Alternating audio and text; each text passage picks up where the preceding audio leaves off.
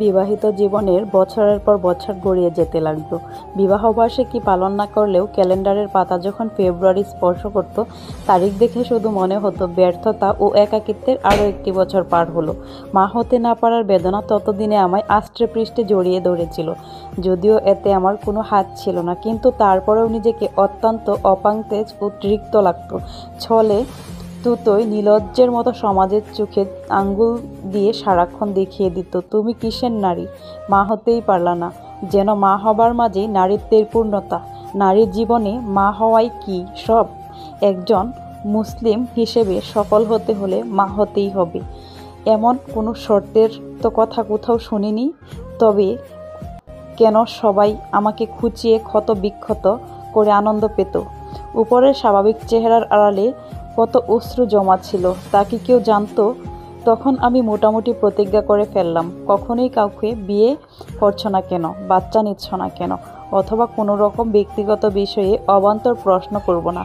হ্যাঁ, গল্পটা আমার সেই সব দিনের, যে দিনগুলো আমাকে গড়ে পিঠে হয়তোবা অন্য এক আমিতে পরিণত করেছে, যে দিনগুলো না দেখলে জীবনে অনেক নিয়ামতকে চিনতে পারতাম না।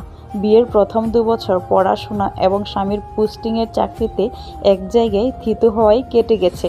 ধীরে ধীরে দুজনের স্বপ্নের জাল বোনা শুরু করলাম। ছোট্ট এক মানব শিশুর নরম শরীরকে বুকে জড়িয়ে ধরার আশা দিনকে দিন বাড়তে লাগলো। এর মাঝে আমার হাজব্যান্ডের ভারতে পোস্টিং হলো। সেখানে গিয়েই বলা যায় সত্যিকারের একসাথে থেকে পুরো দস্তর সংসার শুরু করলাম। তখনও আমরা চাইলেই বাচ্চা নেওয়া যায়, এর মতো হাস্যকর কথাই বিশ্বাস করতাম। অল্প দিনেই সৃষ্টিকর্তা বুঝিয়ে দিলেন, অন্য সব কিছুর মতোই এটাও তারই এখতিয়ারের বিষয়। মূর্খ মানুষেরা ভাবে এতে বুঝি না তাদের হাত আছে।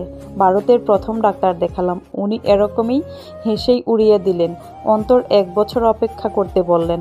আমার কোনো যেন মনে হতো সহজে মা হতে পারবো না, অনেক দিন পর অপেক্ষা করতে হবে। তখনও জানতাম না আল্লাহ এর প্রতি সুধারণা রাখা উচিত সব সময়।